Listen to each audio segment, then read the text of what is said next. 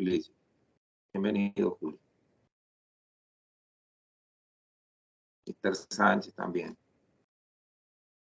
Sí. Empezó a grabar.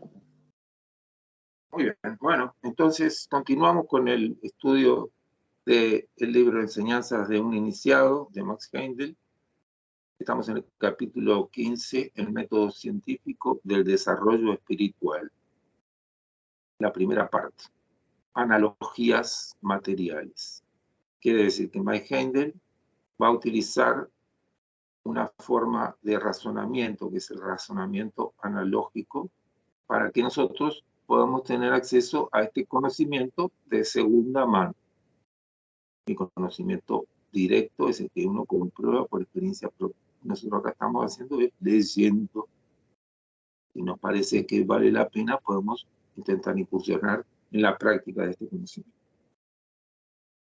Y entonces nos dice más gente, cuando estábamos descendiendo por la involución en la existencia concreta, nuestro progreso estaba basado enteramente en el desarrollo material. Pero desde que hemos doblado el nadir de la materialidad, estamos empezando a subir por encima de lo concreto.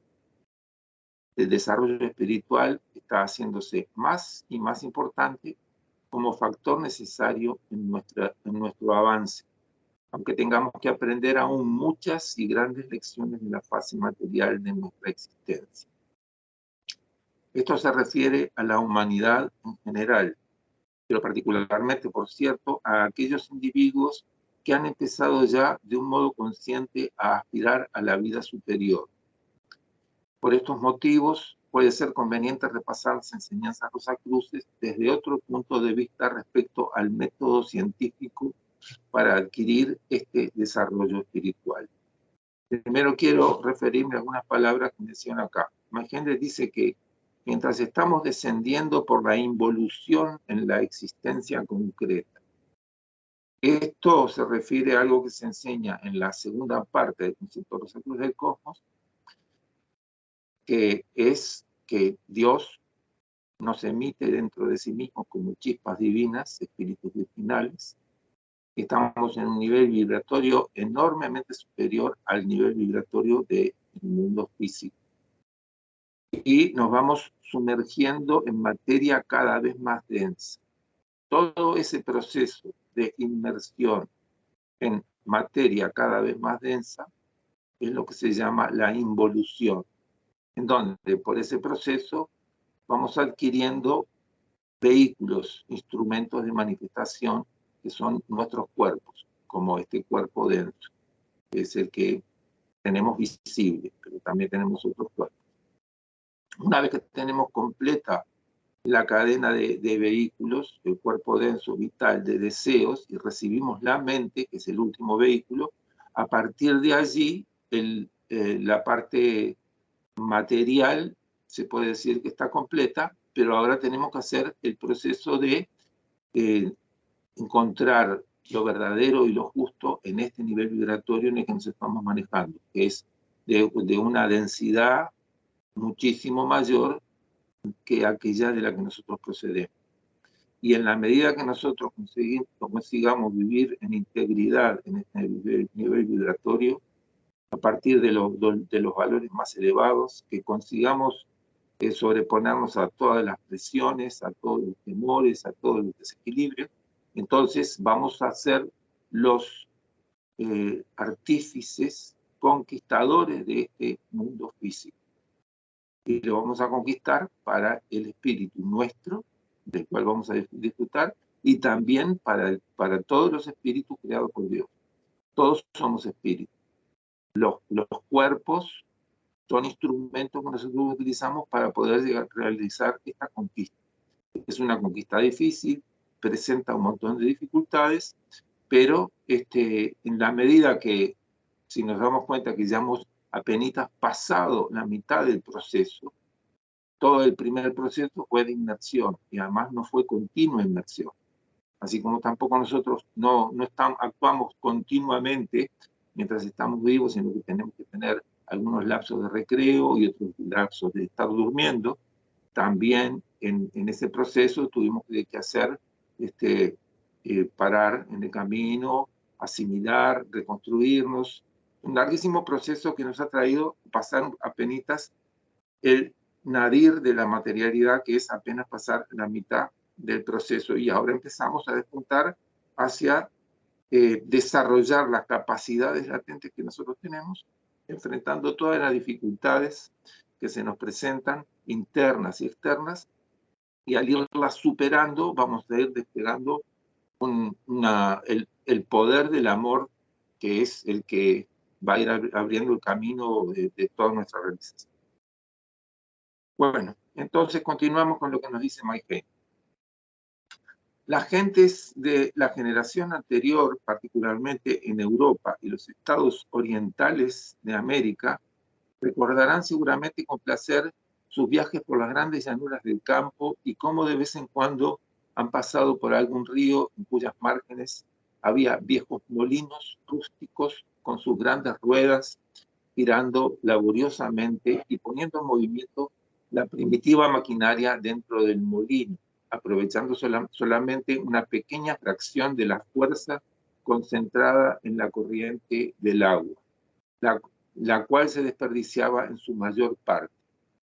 Naturalmente que Mike Heine nos está refiriendo a, él escribió este libro en la segunda década del siglo XX, o sea que ya hace más de 100 años. Nos está hablando de cómo se utilizaba la energía al servicio de la sociedad, que era energía que procedía de los molinos de agua, en este caso que nos está refiriendo. Y nos sigue diciendo, pero después vino otra generación y se dio cuenta de las posibilidades realizables por unas presas para impedir la salida del agua sin producir utilidad alguna. El agua, cuando se represaba, se podía encauzar de una forma mucho más precisa hacia los molinos y entonces se desperdiciaba mucho menos energía que antes. Entonces hicieron que el agua detenida en la presa pasara por tuberías para conducirla hasta las ruedas construidas según principios científicos. Y así economizaron la gran energía encerrada en la presa, dejando solamente pasar la cantidad de agua estrictamente necesaria para hacer girar la rueda con una velocidad determinada. Pero mientras la rueda del agua construida... Yo si quieres, ya conseguí una versión. Pero mientras la rueda del agua construida científicamente era un gigante comparada con su primitivo antecesor, estaba, sin embargo, aún sujeta a algunas de las mismas limitaciones. Su enorme energía podía ser usada tan solo en el sitio donde se producía, y semejantes sitios se encuentran generalmente a muchos kilómetros de distancia de los centros de civilización, donde la fuerza es más necesaria. Trabajando en armonía con las leyes de la naturaleza, el hombre se había asegurado los servicios de un elemento de energía inagotable, pero la cuestión era poder ponerlo en acción donde más falta hacía. Para resolver este problema, el hombre acudió otra vez a las leyes de la naturaleza. Generadores eléctricos fueron acoplados a las ruedas del agua, la fuerza del agua fue transformada en energía eléctrica y se hizo una tentativa para enviarla del sitio de su origen a las ciudades donde se podría emplear prácticamente. Y esto requería otra vez métodos científicos de trabajo de acuerdo con las leyes de la naturaleza, porque se vio que varios metales transmitían la electricidad con distinta facilidad, siendo los mejores de ellos el cobre y la plata, escogiéndose el cobre por su mayor baratura. El estudiante debe observar que no podemos obligar a estas fuerzas a obrar. Si queremos emplearlas, nos tenemos que someter a la obediencia de las leyes que rigen su manifestación, y escogiendo la línea de menor resistencia para obtener el máximo de energía. Si hubiéramos escogido como transmisores hilos de hierro, de alpaca o de metal blanco que tienen una resistencia relativamente alta, una gran parte de la energía se habría perdido, sin hablar de otras complicaciones que no necesitamos detallar para nuestro objeto. Pero obrando con las leyes de la naturaleza y escogiendo la línea de menor resistencia, obtenemos el mejor resultado del modo más fácil. Hubo otros problemas que se presentaron a aquellos investigadores en su transformación de la fuerza del agua empleada en las ruedas de molino de electricidad utilizable, a muchos kilómetros de distancia del origen de la fuerza. Se vio que una corriente eléctrica trataba siempre de llegar al suelo por el camino más directo posible. De aquí la necesidad de la separación del hilo conductor de electricidad, de la tierra, mediante alguna materia que impidiese esta escapada de la corriente. Lo mismo como una alta muralla retiene en su recinto a un prisionero. Era preciso encontrar algo contrario a la electricidad, y esto se halló en forma de vidrio, de porcelana y de ciertas sustancias fibrosas, resolviendo así por medios científicos e ingeniosos, siempre de acuerdo con las leyes de la naturaleza, el problema de aprovechar lo mejor posible y a gran distancia la gran energía que el viejo molino primitivo había desperdiciado inútilmente. Ahora fijémonos en lo siguiente. Si alguien en la actualidad quisiera generar energía eléctrica y transportarla de un lugar al otro, sería insensato no tener en cuenta el trabajo que han hecho otros seres humanos en la historia para resolver las dificultades que se fueron presentando. El progreso, en el sentido material, está relacionado con que se asimila todo lo que se ha desarrollado hasta el presente, se pone en funcionamiento y después se trata de ir profundizando, haciendo ajustes cada vez más precisos, encontrando desafíos cada vez más agudos, más profundos. Y de esa forma se pueden llegar a ir produciendo resultados cada vez mejores. Lo mismo sucede cuando se aplica este criterio a los asuntos espirituales, al progreso espiritual. Esto es lo que creo que nos va a decir Maiken de la hora.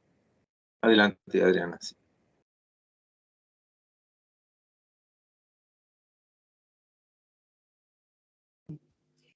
La misma aplicación, sí, de métodos científicos para otros problemas de la vida, como la jardinería, por ejemplo, ha producido también magníficos resultados en beneficio de la humanidad, haciendo crecer 200 hojas de hierba donde antes los métodos anticuados ni una sola encontraba alimento. Ilustres científicos como Luther Burbank han obtenido mejoramientos de muchas variedades de frutas silvestres, logrando que se hagan más grandes, más jugosas y de mejor gusto. Y en todas partes donde métodos científicos han reemplazado a los primitivos, se han obtenido los mismos resultados beneficiosos. Pero como queda dicho antes, y esto es muy importante para nuestro punto de vista, todo lo hecho en este sentido ha sido llevado a cabo obrando de acuerdo con las leyes de la naturaleza. El axioma hermético, como es arriba, así es abajo, enuncia la ley de la analogía, la llave maestra para todos los misterios espirituales o materiales. Y podemos sacar también a consecuencia infalible de que lo que vale para la aplicación de métodos científicos a problemas materiales tendrá la misma eficacia cuando se aplica a la solución de misterios espirituales. El más superficial examen del desarrollo religioso del pasado bastará para demostrar que no ha sido científico o sistemático, ni mucho menos, sino que siempre han prevalecido los métodos más improvisados y azarosos. Por su capacidad para la devoción, unos cuantos se han elevado a sublimes alturas de espiritualidad y son conocidos en todas las épocas como santos, faros luminosos en el camino, demostrando lo que es posible lograr. Pero el modo de llegar a semejante alta espiritualidad ha sido y es un misterio para todo el mundo, aun para aquellos que ardientemente desean semejante desarrollo. Y estos son desgraciadamente muy pocos en los tiempos actuales. Los hermanos mayores de los Rosacruces han establecido, sin embargo, un método científico, el cual, si es seguido con persistencia y celo, desarrollará los poderes durmientes del alma en cualquier individuo, con tanta seguridad como cualquier práctica constante tendrá como consecuencia que una persona se haga especialista en no importa qué asunto material. Para comprender bien esto es preciso darse cuenta de los hechos que son del caso. Fue la rueda del antiguo molino la que dio al ingeniero científico la idea de cómo se podría emplear la fuerza del agua de un modo eficaz y de la mayor ventaja. Si estudiamos primeramente el desarrollo natural del poder del alma por la evolución, estaremos en situación de comprender los grandes y beneficiosos resultados que se podrán obtener por la aplicación del método científico a este importante asunto. Los estudiantes de las enseñanzas Rosacruces están naturalmente familiarizados con los puntos esenciales de este proceso del desarrollo humano por la evolución, pero puede haber algunos que no estén tan bien informados y por esta razón vamos a dar una pequeña explicación que de otro modo no hubiera sido necesaria. La ciencia dice, y con razón, que una sustancia invisible e intangible llamada éter interpenetra todas las cosas, desde los sólidos más densos hasta el aire que respiramos. Este éter nunca ha sido visto, medido ni analizado por la ciencia, pero es necesario admitir su existencia para poder explicar varios fenómenos como, por ejemplo, la transmisión de la luz a través del vacío. Ante esto, dice la ciencia, el éter es el medio de transmisión del rayo luminoso. Así pues, el éter nos lleva a una imagen de todos los objetos que están fuera de nosotros, pero dentro de la periferia de nuestra visión, y la imprime en la retina del ojo. Del mismo modo, cuando un operador de películas cinematográficas fotografía cierto número de escenas de una comedia, el éter lleva las imágenes de todos los objetos, los movimientos que hacen los artistas, etc., con los más pequeños detalles a través de los lentes de su cámara a la sensible placa, dejando un registro completo de toda la escena y de todos los gestos de los actores de la comedia.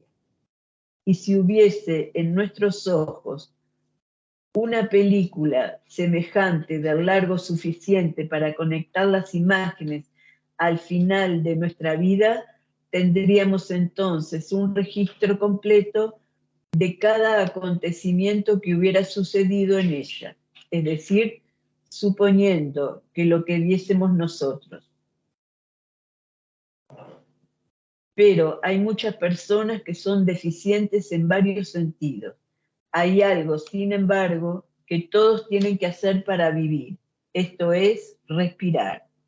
y la naturaleza, que no es más que otro nombre de Dios, ha decretado que el registro sea conservado por este medio universalmente usado. Todos los momentos de nuestra acción en el drama de la vida, desde la primera respiración hasta la agonía de la muerte, el éter que es llevado dentro de nuestros pulmones trae consigo una imagen completa de lo que nos rodea por fuera, de nuestras acciones y de las acciones de otras personas que están con nosotros. Y el recuerdo de todo esto queda impreso en un pequeño átomo, colocado en el ventrículo izquierdo del ápice del corazón, donde la sangre nuevamente oxigenada, llevando consigo una imagen distinta en cada momento de nuestra vida, pasa por aquel átomo en corriente continua. Por esta razón, todo lo que decimos o hacemos, desde lo más pequeño hasta lo más grande, desde lo mejor hasta lo peor, está inscrito en nuestro corazón con caracteres indelebles. Este recuerdo es la base del método natural y lento del crecimiento del alma por la evolución, correspondiendo a la rueda del viejo molino de agua. O sea, ¿qué nos está diciendo Machentel? Nosotros estamos haciendo un lento proceso en el cual tenemos que, vamos desarrollando nuestras capacidades vida tras vida, porque todo lo que nosotros hacemos, todo lo que sentimos y pensamos, y también todo lo que piensa la gente alrededor de nosotros, lo que siente y lo que hace, todo eso se va imprimiendo, que nosotros no nos damos cuenta de eso, se va imprimiendo permanentemente en nuestro interior, en el átomo simiente del cuerpo denso. Y cuando termina nuestra vida, entonces ahí nos enfrentamos a los frutos de lo que vivimos. Nuestras acciones, las reacciones de los demás, las acciones de los demás, nuestras reacciones, todo eso configura la materia prima a partir de la cual vamos aprendiendo que hay algunas actitudes, algunos criterios, algunas acciones que producen efectos que nos hacen sentir enriquecidos, que crecemos en el alma, que nos hacen sentir bien. Y hay otros que nos producen dolor, porque están en contra de las líneas del proceso evolutivo, cuando somos egoístas o mezquinos, etc. Entonces, ese es el procedimiento al que estamos sometidos todos. Algunos lo hacen muy lentamente, van adquiriendo muy poco desarrollo en la vida. Otros lo hacen más rápidamente. Pero este es un proceso natural, análogo a la utilización de un viejo molino de agua. Pero hay métodos que son más eficaces, que ya se han ido probando, así como se fue probando el represar el agua, canalizarla, después instalar un generador de corriente, después aislar los conductores para transmitir la corriente sin perder energía. Todo ese camino que es ir viendo los efectos, y la naturaleza nos va mostrando esos efectos, y los seres humanos que se abordaron esos problemas fueron encontrando los medios para resolverlos.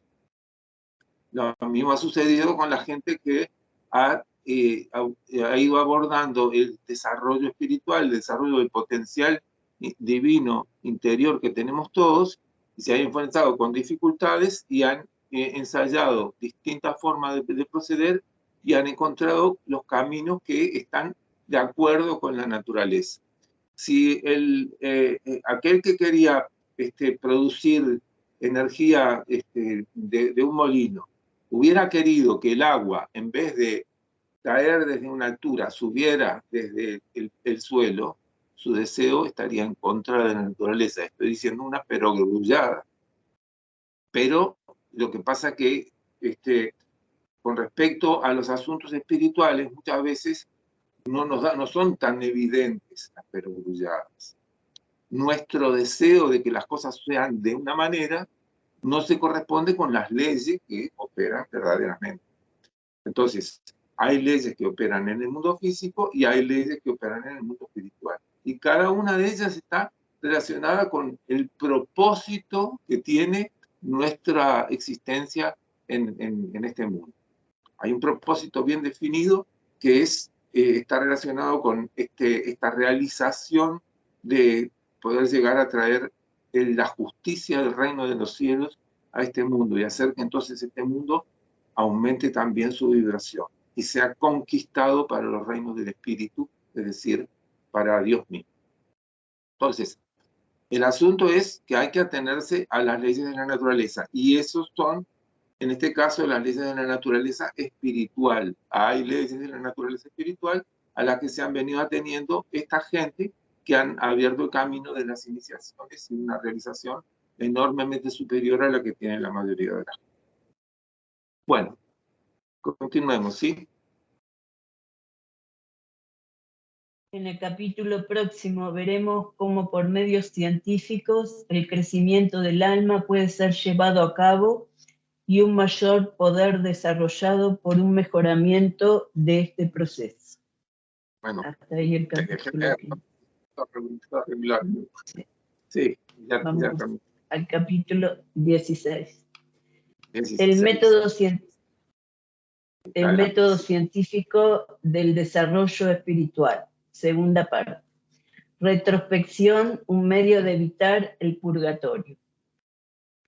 En el último capítulo hemos visto que un registro semejante a una película de toda nuestra vida, desde la cuna hasta la tumba, está inscrito en un pequeño átomo en el corazón, por la acción del éter que inhalamos con cada respiración y que lleva consigo una imagen del mundo exterior en el cual vivimos y nos movemos actualmente.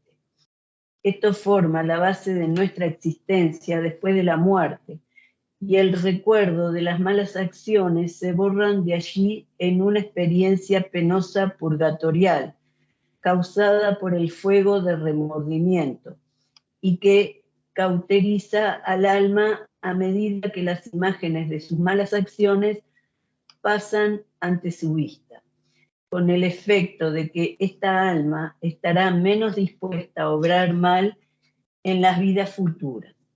La reacción de las imágenes representando acciones buenas es una alegría celestial, cuyo recuerdo subconsciente inducirá en vidas posteriores al alma a hacer más bien todavía.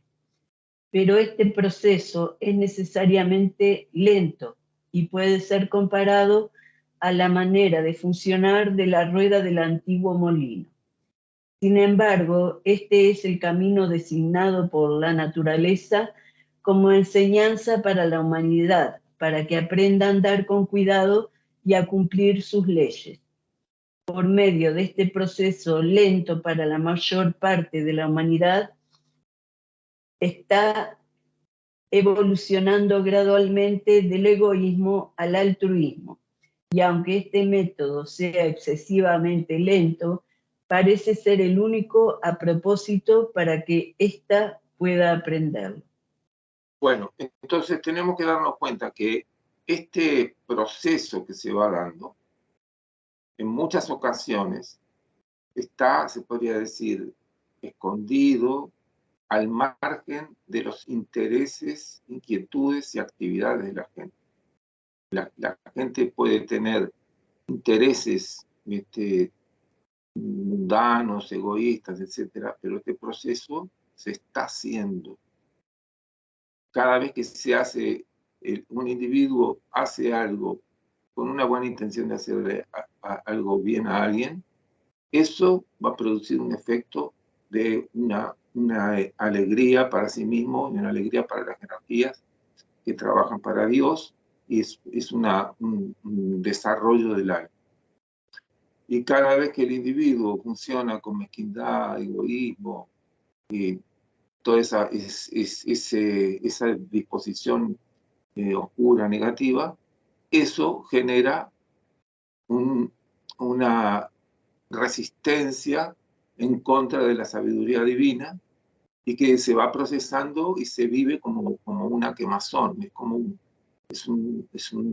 es doloroso para el apego que se tiene a esa forma de funcionamiento. Ese dolor es el que va a generar la conciencia como para que en vida siguiente no se caiga en la misma clase de errores. Si miramos a nuestro alrededor, estando acá en el mundo físico, podemos ver un montón de errores, gente que comete un montón de errores. Quizá no seamos tan severos con los errores que cometemos nosotros mismos en comparación con lo que vemos en otros, y quizá no sabemos todas las dificultades, las presiones que han vivido esos. Pero el hecho es que en el único lugar en donde nosotros podemos hacer una transformación es en nosotros mismos. Nosotros podemos inducir a otros a mejorar, pero la responsabilidad para poder hacer una transformación definitiva y luminosa es en uno mismo, en cómo nosotros manejamos los desafíos que nos presenta la vida. Y bueno, precisamente esto es lo que nos permite, se va alimentando de este proceso natural, lento, en el que pasamos primero por el purgatorio, después por el primer cielo, y se va haciendo esta asimilación. En alguna vida se puede empezar a despertar un anhelo de un desarrollo superior, de verdaderamente poder vivir y participar en la gestación de la justicia del reino de los cielos, y ese anhelo va a ir abriendo camino para que podamos ir participando verdaderamente en esa gestación, y entonces de esa forma vamos a poder acelerar nuestro proceso evolutivo por el deseo de participar en algo bueno, en hacer el bien a los demás, en poder brindarle verdaderamente un servicio a los demás y ayudar entonces a que todo el plan divino se pueda extender y profundizar en la vida de la gente. ¿Verdad? Entonces, a eso vamos. Eso es algo análogo al mejoramiento del uso de la energía en la faceta material. También quería decir una pequeña cosita, que yo sé que alguna gente dice que, bueno, que el éter no existe. En realidad, la ciencia materialista, la física, ya ha descubierto que el éter sí existe. Lo que pasa es que en la última década ya se ha encontrado que todo lo que tenía las características del éter existe, lo único que ahora se le llama de otra manera, es el campo de Higgs. Así que, bueno, se tuvo que dar un montón de vueltas, pasando un montón de décadas para llegar a descubrir que lo que decían los antiguos acerca del éter era y es una verdad.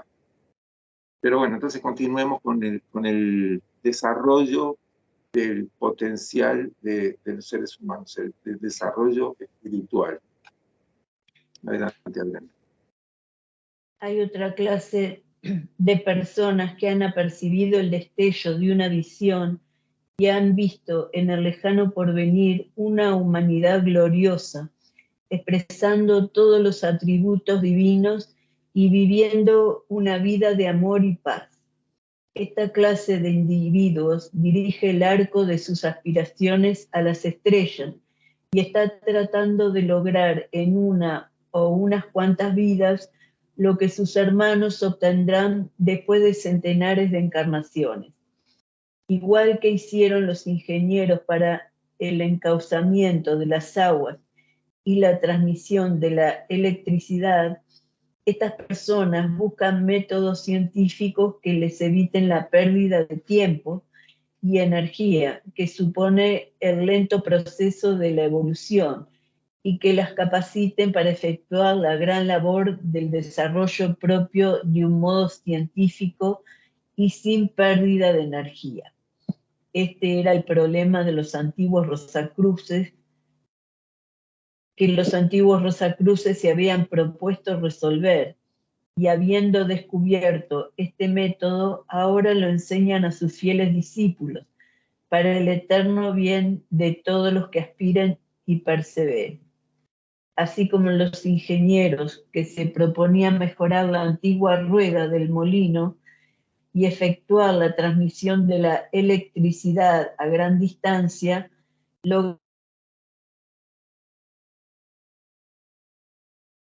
Creo que se trancó el audio de Adriana. Yo no lo estoy oyendo. Hola, Adriana. ¿ahora? Ah, Sí, ¿me oís? sí, ahora sí. Hola. Sí, ahora Sí. sí te Bueno, oís. voy para atrás.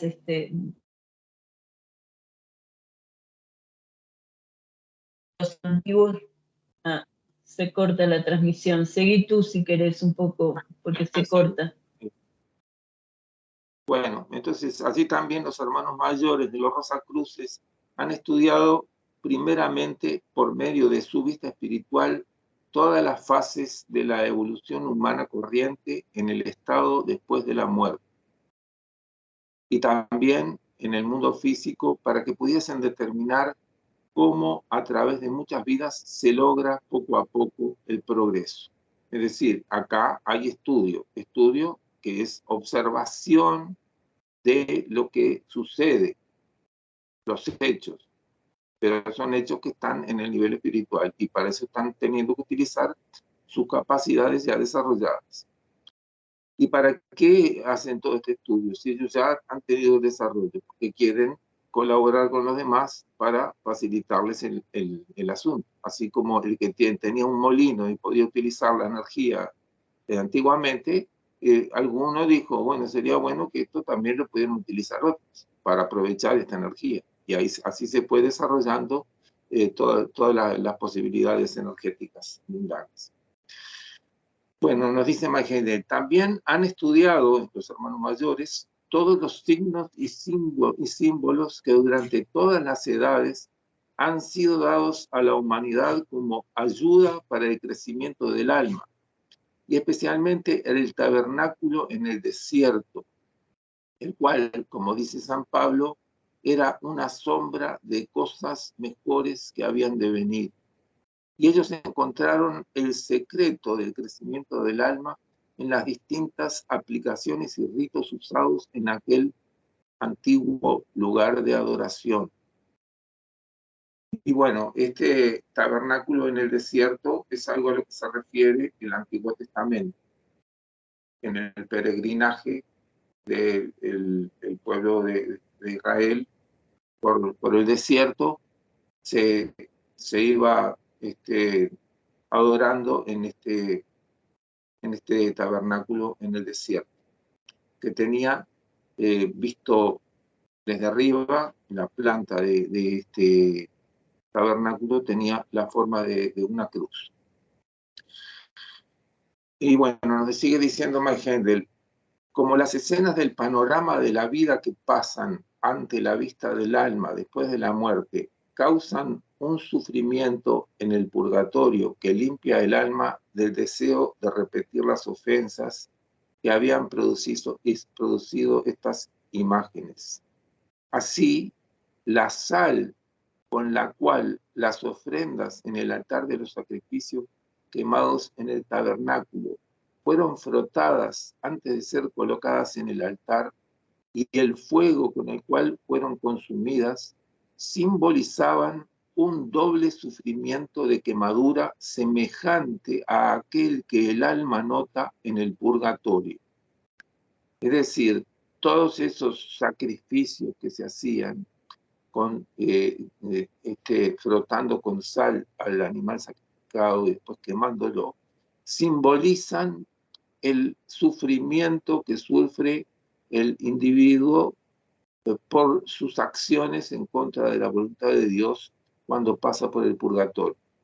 Algo semejante a lo que se dice de Prometeo, al que todos los días baja un buitre y le come el hígado por haberle dado el fuego de conocimiento a los seres humanos, cuando todavía no estaban en condiciones de hacer un uso positivo de ese conocimiento. Esa acción del el buitre o el águila es el remordimiento, ese remordimiento que es el resultado de la propia conciencia. Cuando uno se muere, deja este envase de vibración tosca y pasa a niveles de una vibración mucho más elevada, en donde hay una perfecta calma. Pero al enfrentarse con estos acontecimientos en los que uno participó, entonces ahí se produce una confrontación que se vive como una quemazón. Esta quemazón, este profundo dolor que se vive en el purgatorio, estaba representado en el antiguo templo, en el tabernáculo en el desierto, por la sal con la que se frutaban a las víctimas que se estaban sacrificando, que eran animales, y por el hecho de ponerlos a quemar en el altar de los holocaustos. Es una cosa bastante bruta para decir esa forma de representar, pero en aquellos tiempos era la forma que se tenía para poder mostrar el profundo efecto de este asunto. Entonces, los Rosacruces descubrieron la correlación que hay entre estos acontecimientos y lo que se vive después de que se termina la muerte de cada ser humano, a no ser que no tenga nada para purgar en el purgatorio. Bueno, confiando en el axioma hermético, como es arriba, así es abajo, ellos establecieron y determinaron que el método de la retrospección está en armonía con las leyes cósmicas del crecimiento del alma y puede efectuarse día a día lo que las experiencias purgatoriales hacen solo una vez en una vida, es decir, limpiar el alma del pecado por medio del fuego del remordimiento. Pero cuando decimos retrospección, sucede a menudo que la gente dice, esto precisamente lo enseñan otras asociaciones religiosas y yo lo he practicado toda la vida. Yo examino mis actos del día todas las noches antes de acostarme. Hasta aquí está bien, pero esto no basta. A fin de hacer este ejercicio científicamente, es preciso seguir el proceso de la naturaleza. Y estamos hablando de la naturaleza espiritual, cómo suceden los acontecimientos en el proceso espiritual que vive todo ser humano inconscientemente. Como lo hizo el electricista cuando deseaba aislar a la corriente eléctrica del suelo y encontró que el vidrio, la porcelana, la fibra vegetal obraban como un obstáculo a su paso.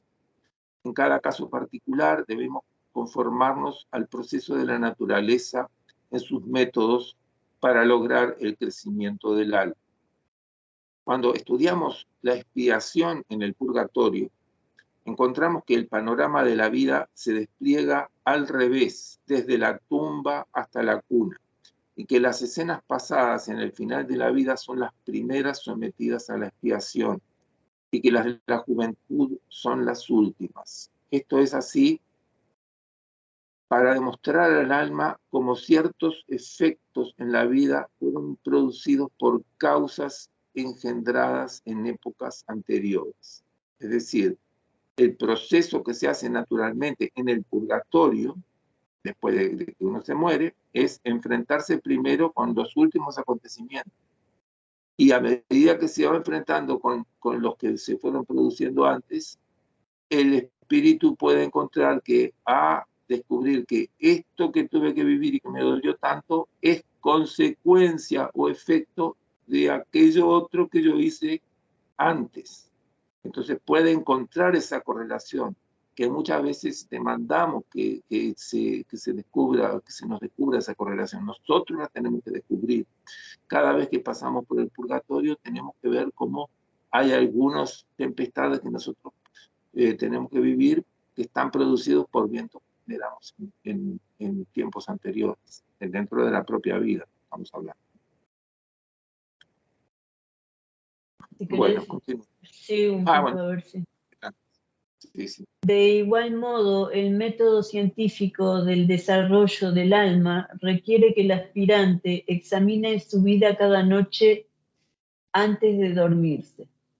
Empezamos con las escenas vividas en las últimas horas de la noche antes de acostarse y procediendo gradualmente en orden inverso hacia las cosas acontecidas por la tarde, luego las que ocurrieron en la mañana y así hasta el momento de despertar.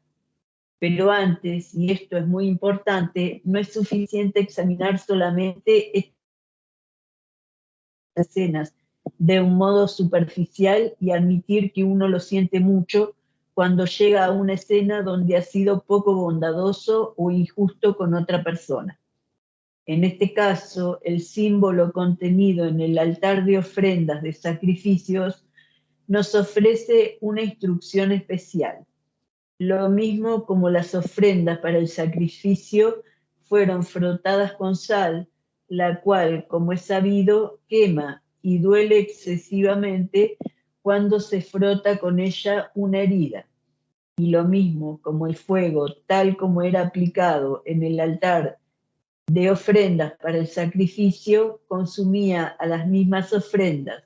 Así también el aspirante al crecimiento del alma debe darse cuenta de que él es a la vez sacerdote y sacrificio, el altar y el fuego que arden en él. Él debe dejar que la sal y el fuego del remordimiento produzcan en su corazón una profunda contrición, pensando en todo el daño que haya causado, porque únicamente semejante manera radical de tratar el asunto podrá borrar el recuerdo del átomo simiente en el corazón y dejarlo limpio. Y si Aunque no se... cuidado, que tenemos que tener cuidado, porque acá sí se tiene que vivir una quemazón profunda, aguda, pero no se tiene que persistir en el tiempo en ese procedimiento, con el remordimiento permanente.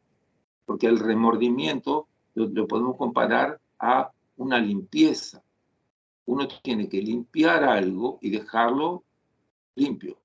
Pero si uno ya lo tiene limpio y sigue limpiándolo, va a gastar muchísimo tiempo y energía en un proceso que no es productivo, porque se ensució por estar haciendo algo, uno estaba realizando algo. Y entonces ahora lo tiene que limpiar y después tiene que seguir realizando. No tiene que seguir persistiendo en la limpieza, como tampoco tiene que seguir persistiendo en el remordimiento, en estar, seguir dándole vuelta, sí, estuve mal, reconozco que estuve mal, y ni siquiera hay que hacerlo así. Uno tiene que sufrirlo agudamente en el corazón, y a veces uno tiene que participar, salir de la caparazón, abrir el corazón a ese dolor que vale que uno lo viva con agudeza, así como cuando uno se baña rápido y quedó limpito. Y entonces ahora a seguir actuando, sabiendo que es preferible no ensuciarse antes de tener que estar bañándose permanentemente. Entonces uno va a tratar de evitar producir los acontecimientos que le han generado dolor por medio de la retrospección. Porque la retrospección es un purgatorio, un antecesor, es un adelanto del purgatorio, es adelantar el mismo procedimiento del purgatorio.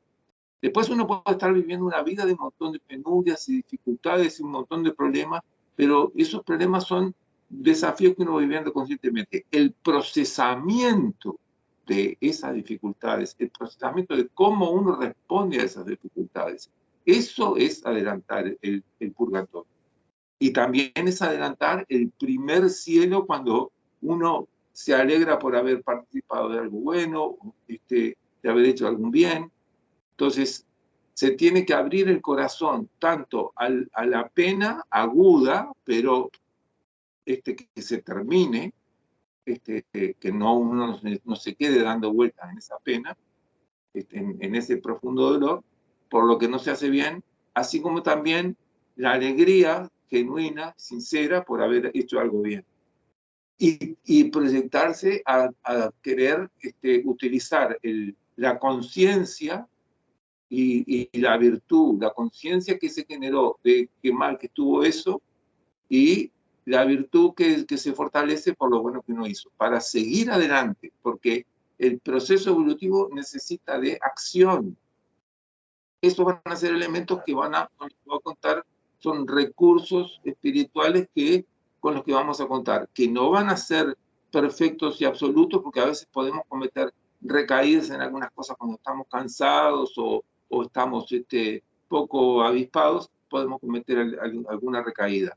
Pero de lo que se trata es de seguir haciendo el mismo proceso hasta poder ir purificando nuestro interior en el nivel espiritual que de otra forma no se consigue. Se consigue mucho más lentamente porque en definitiva el proceso, el ejercicio de retrospección no es otra cosa que el purgatorio vivido cada noche, cuando uno va a dormir. Adelantar ese proceso de purgatorio y hacer lo que se hace naturalmente, pero sin la conciencia del individuo. En cambio, cuando uno lo hace conscientemente cada noche antes de dormirse, uno está no solamente haciendo el mismo proceso, sino que está limpiando y ya no va a tener que pasar por el purgatorio si lo hace bien. Y encima además va generando una conciencia de vigilia mucho más lúcida y mucho más profunda que le va a permitir penetrar mucho más agudamente en un montón de misterios de las cosas que nos están rodeando. Bueno, continuemos, Adriana, ¿sí? Y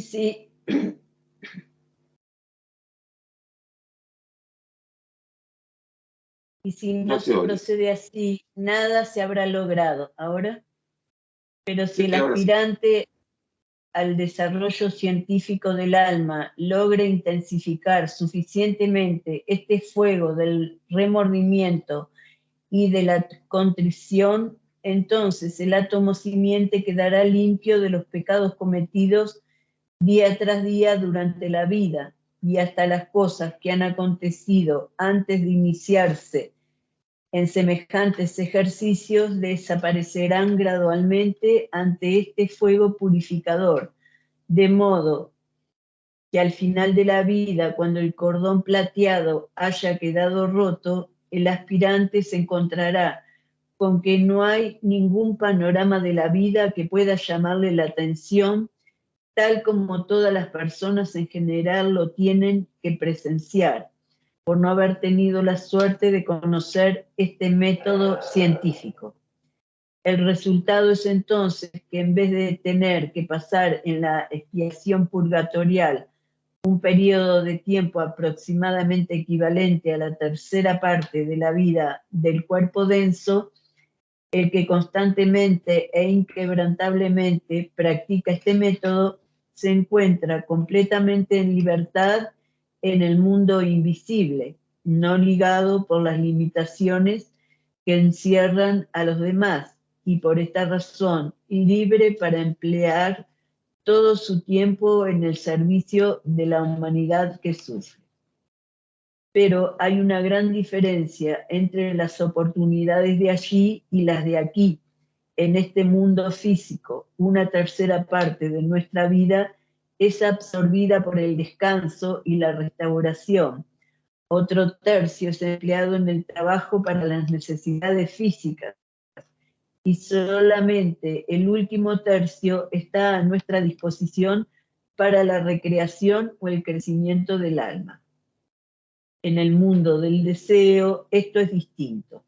Los cuerpos en los cuales funcionamos después de la muerte no necesitan ni alimento ni vestiduras, ni aposentos. No están tampoco sujetos al cansancio, de modo que en vez de emplear las 2/3 partes del tiempo, como aquí, en cuidados del cuerpo físico, allí el espíritu es libre de emplear sus instrumentos durante las 24 horas del día. Por esta razón, el tiempo economizado en el mundo invisible, por haber vivido nuestro purgatorio día tras día, es el equivalente de aquella porción de una vida terrestre entera que uno emplea en el trabajo.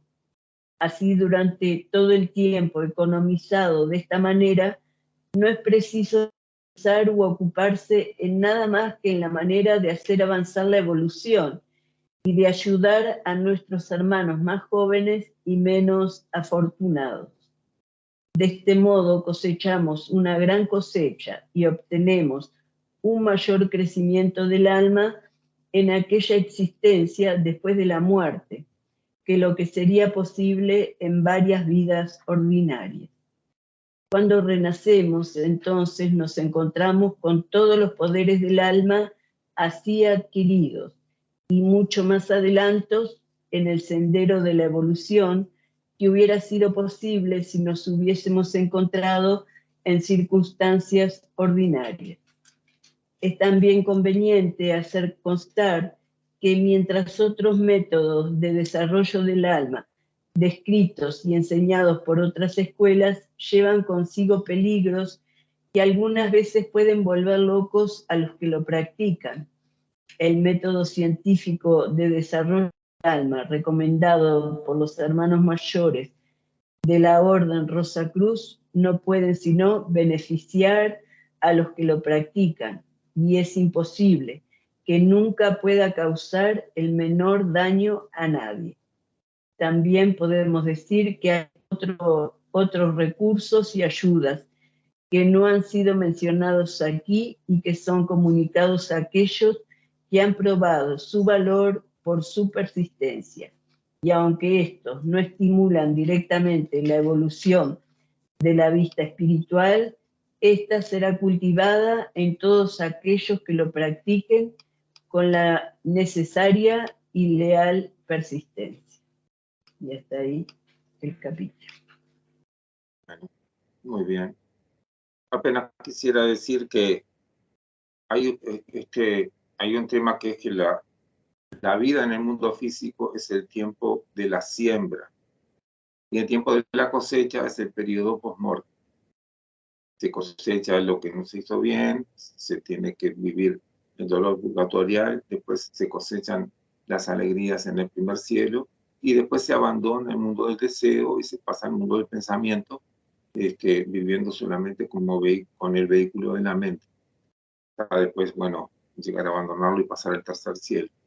Pero la gente que hace todo este proceso cotidianamente queda libre de tener que pasar por el purgatorio y por el primer cielo, sometido a tener que enfrentarse a las consecuencias, tanto las dolorosas como las beneficiosas, que se fueron generando con el correr de la vida. Entonces, algunos pueden tener la inclinación a pasar rápidamente al segundo cielo, que es el mundo del pensamiento, pero hay otros cuya disposición al servicio de sus semejantes los retiene más cercanos a la tierra y entonces pueden trabajar desde los mundos de las causas, pero más cerca que el mundo del pensamiento, el mundo del deseo. Entonces ya no solamente es el mundo físico el de la siembra, ellos también están sembrando, generando formas de pensamiento y de deseo que suavizan las condiciones, alivian los problemas, favorecen todas las inclinaciones de hacer el bien. Y entonces esta gente que está trabajando, aunque ya se hayan muerto, siguen trabajando en la siembra de hacer el bien. Entonces su cosecha va a ser mucho más profunda, para que nos encuentren nosotros en una condición semejante. Bueno, creo que por hoy ya podemos dar por finalizado esta profunda enseñanza y valiosísima en la medida que la practiquemos, intentemos practicarla.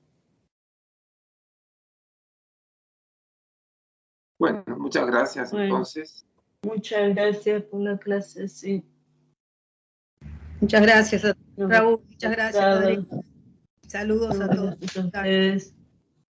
Nos estamos comunicando. Hasta el sábado.